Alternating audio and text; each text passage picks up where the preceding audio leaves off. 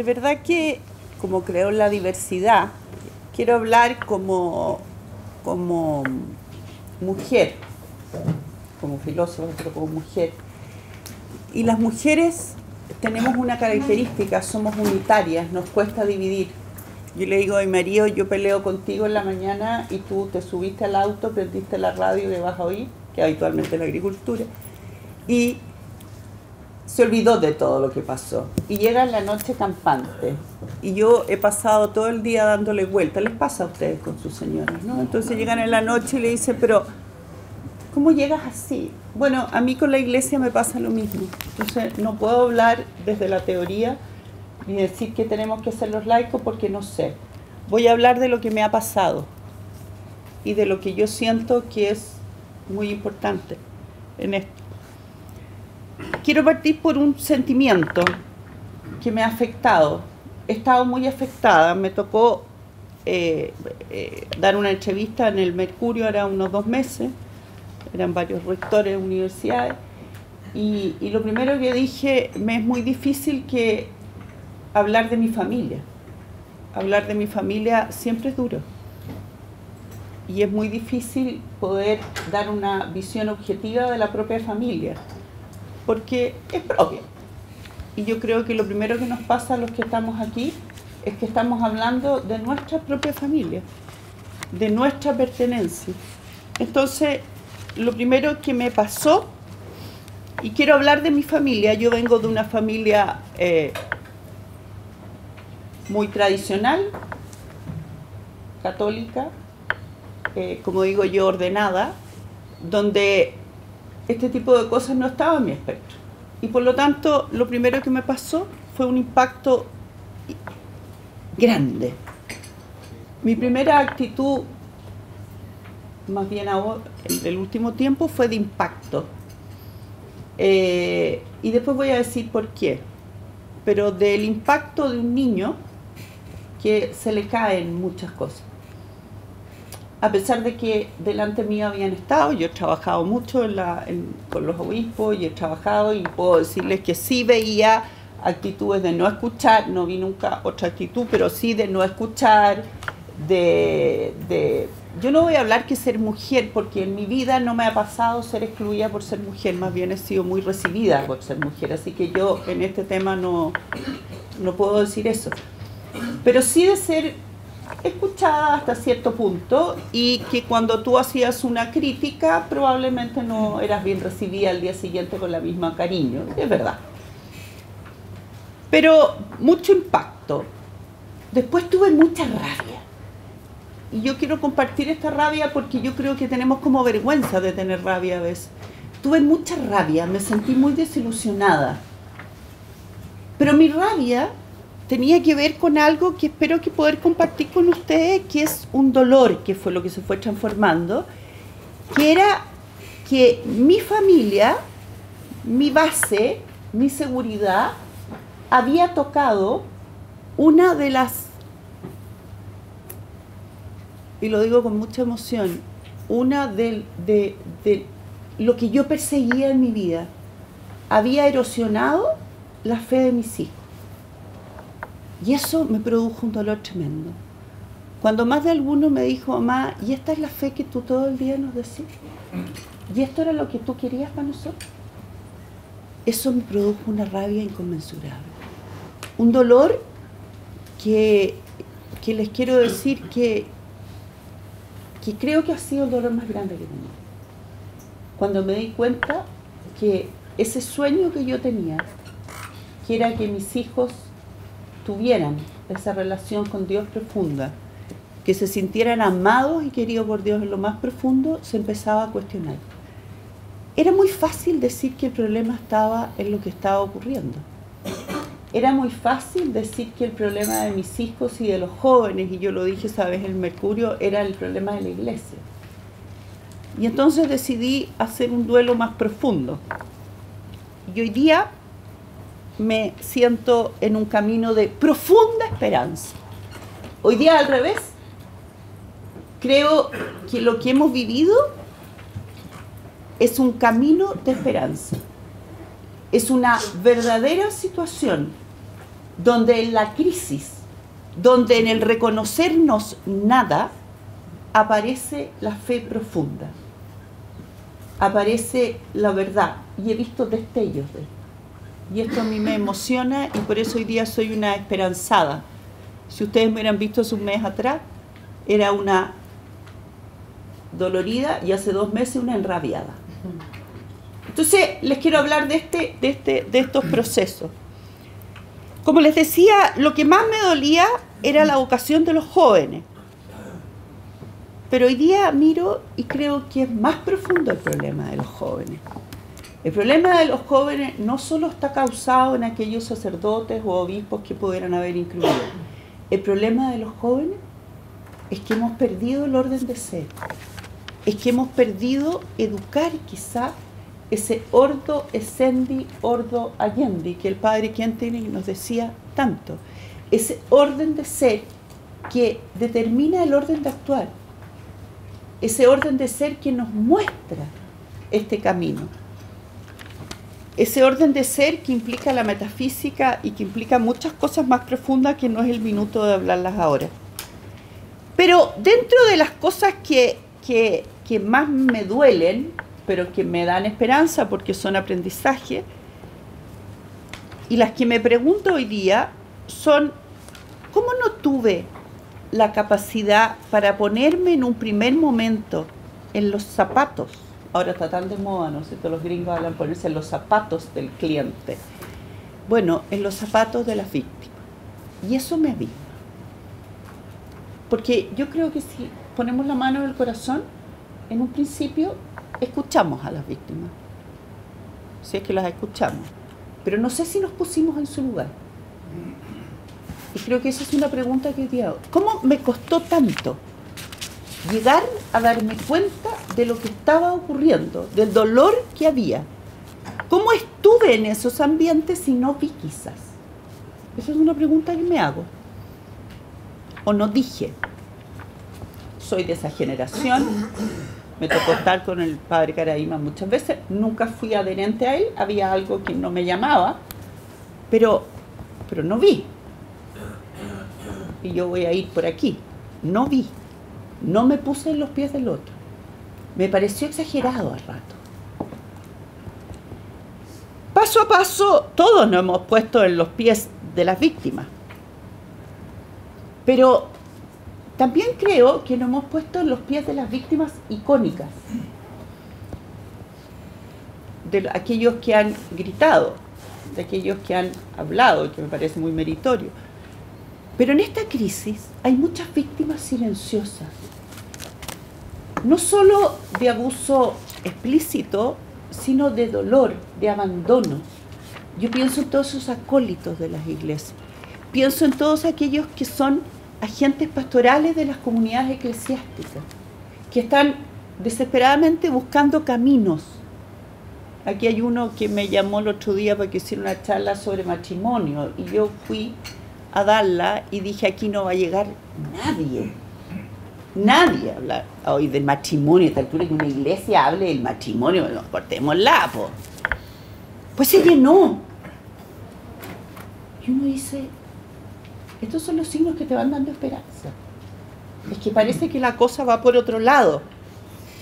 Entonces, me pregunté, y la pregunta que me hago así con mucha fuerza, es ¿cómo pudimos llegar a esto? Es cómo pudimos haber llegado a no ver, a no escudriñar, a no hablar. A mí me llama la atención cuando la gente me dice, pero si era secreto a voces, Carolina, con una liviandad brutal. Y yo digo, ¿por qué no hablamos? Yo vengo educada, soy la 7 de 8 hermanos, educada como en que a los obispos y a los sacerdotes había que decirles que sí, después no cumplía, ¿no es cierto, padre Carlos? Porque me comprometía a hacer cosas y no cumplía, pero yo no me atrevía a decir que no, y también educada a no ver. Y entonces quiero entrar aquí. Yo creo que junto con las atrocidades que hemos visto, voy muy por la línea del Papa, que aquí faltó un carné de identidad de adultos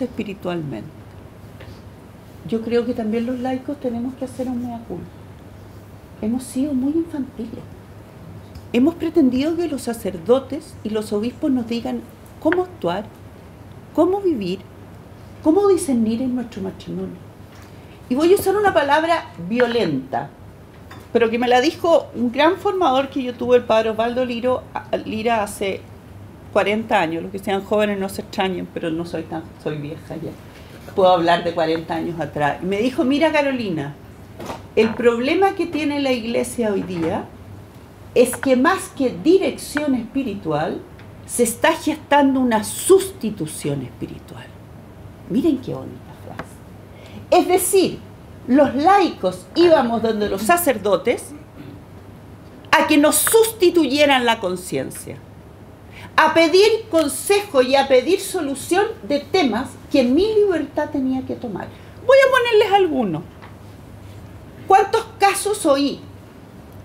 No te preocupes, yo ya llegué a esta cantidad de niños porque el padre me dio permiso. ¿Lo oyeron alguna vez? Muchas veces. Muchas veces.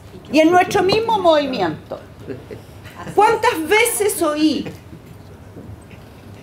soluciones prácticas? Y entonces la pregunta que yo me quiero hacer hoy día desde los laicos.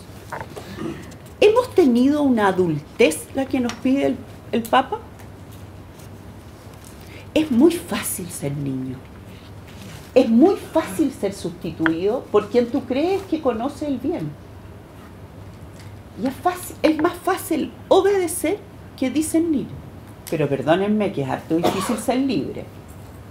Uno a los 15 quiere fanáticamente ser libre.